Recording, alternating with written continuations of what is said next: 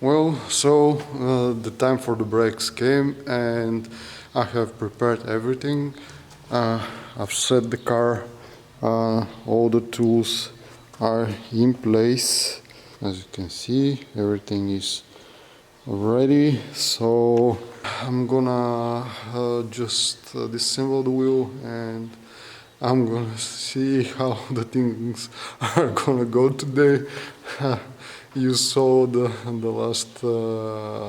last time that I did the work on this.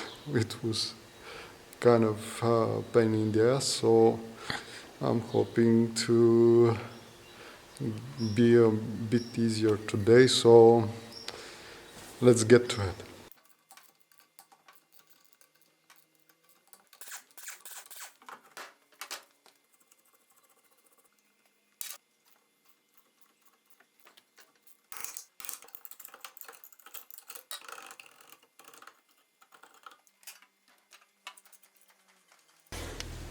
So now you can see I was a bit stunned to see that this brake pad is practically brand new, but apparently it was not moving.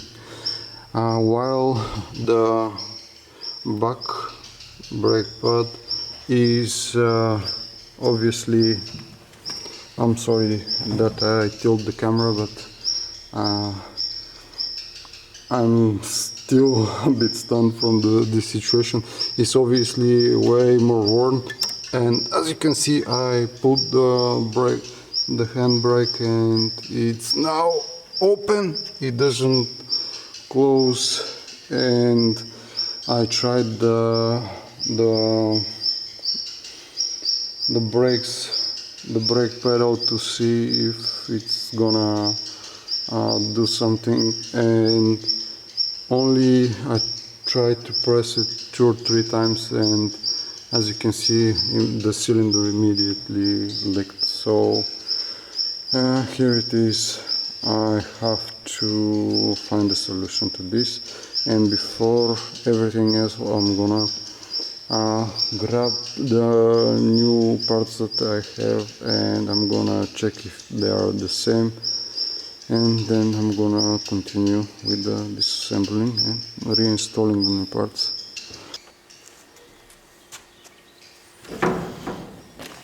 So here there are two cylinders for the both sides and a pair of brake pads. So let's check if they are the same.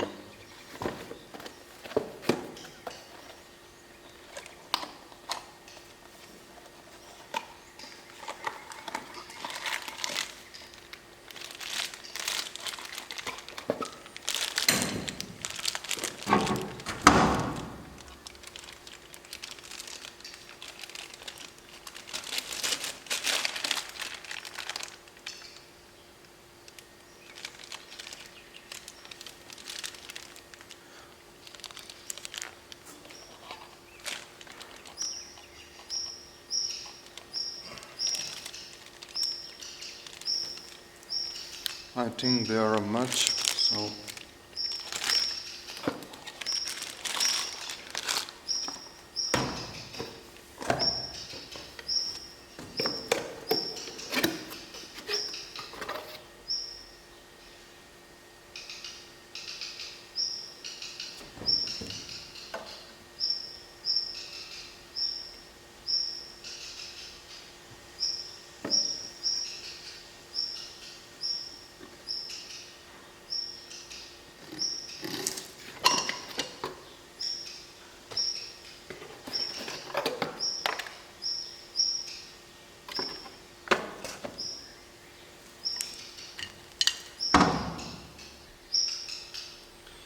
but I don't think the brake pads are the same.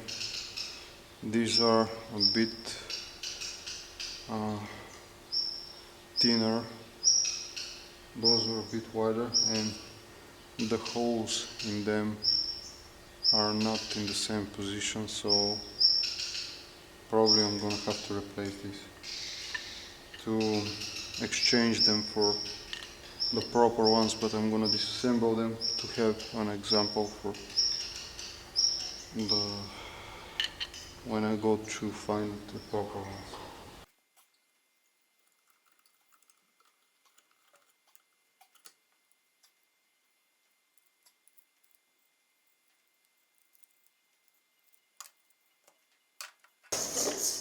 So guys, it's official, they are far from the same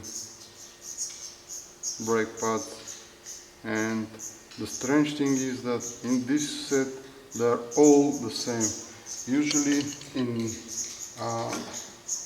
when it comes to the rear brake pads, in this formation you have a pair. One is with this control arm for the handbrake, and the other one is just an ordinary. But in this situation there are four exactly the same, which is very strange. So I'm gonna have to make a call now, and I'll see what I'm gonna come up with. Okay, so now I'm gonna try to disassemble the cylinder. The strange thing is that this is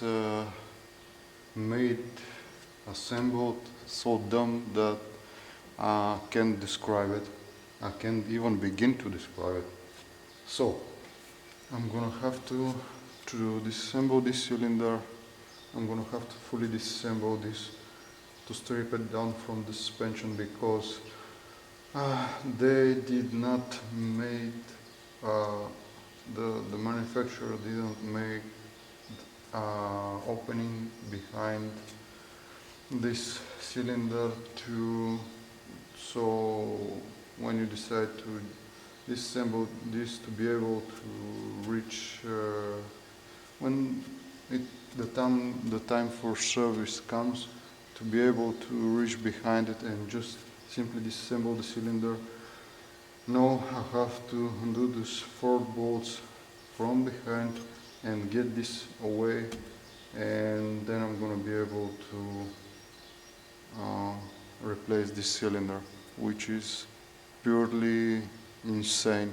I don't know who came up with this idea, but this is just dumb. I don't know why people do such dumb things.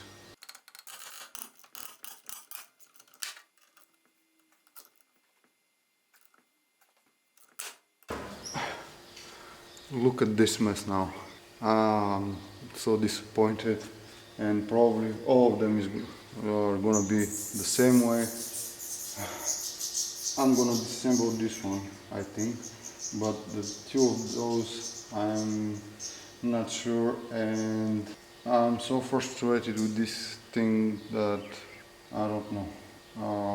This is so much work, and this car does not deserve this kind of attention, but I'm gonna take a break and I'm gonna think what is gonna be my next move.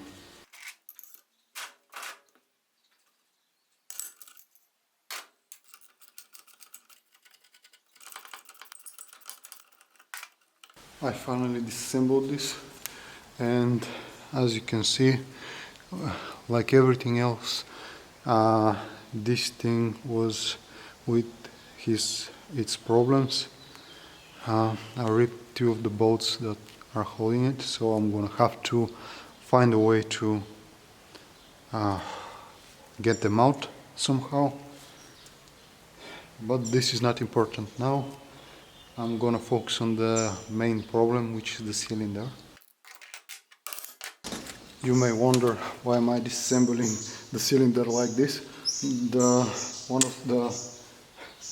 It still has some liquid in it. One of the reasons is that I wasn't able to get to these 2 bolts over here, which are holding the cylinder in place. And the other reason is that I have to disassemble the hose from the chassis, and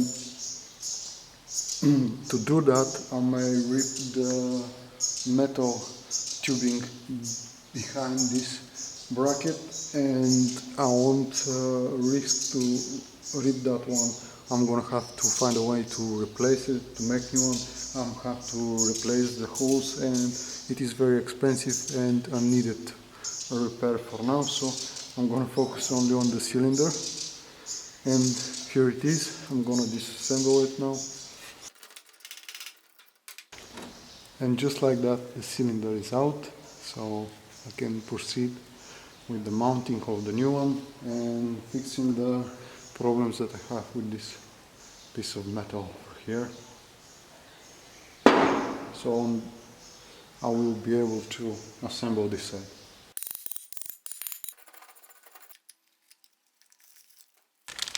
I think I have to mention that I've checked and on my Escort it was a wagon, not a hatchback, and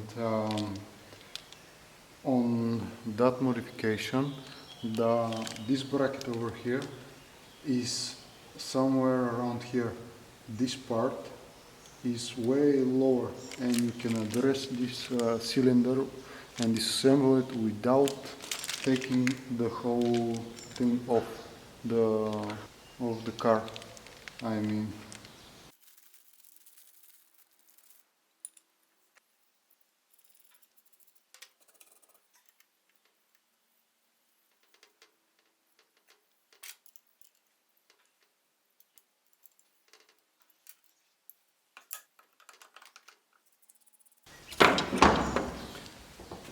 now I have to find a way to fix this problem. Look at this, guys. I have such luck to find exactly the same thing from my Escort that I had. They're exactly alike, and instead of just wasting time trying to get these bolts undone, I'm gonna use this one. The only thing that I'm gonna have to do is to find two bolts to replace the ones that I've ripped, I've broken. So I'm gonna go and do that, and I'm gonna continue with the assembling of the car.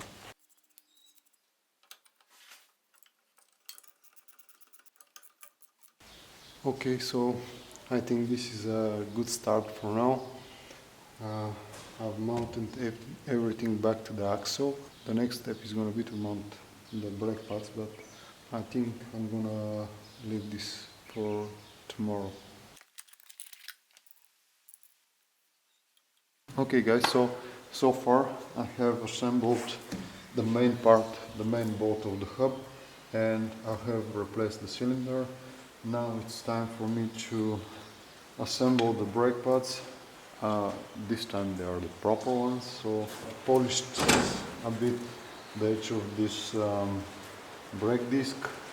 I've cleaned this edge as well. I'm gonna have to reset them because this lever right here compensates the wear of the brake pads. So when I install the new ones, I'm gonna have to reset it back because probably it's gonna be the brake pads are gonna lock the brake disc in place, and it's gonna be always on brake. So I'm gonna have to reset it to avoid that. What I have to do is I have to get this spring disconnected because it's gonna be easier for me to do that like this. And actually I'm gonna try and move this a bit because I'm guessing that it's stuck. As you can see, I can't move it, it's stuck. So I'm gonna have to, there is way too much rust. This has to be loose. So it is clean now, as you can see, it moves, and I'm gonna try and set this the proper way.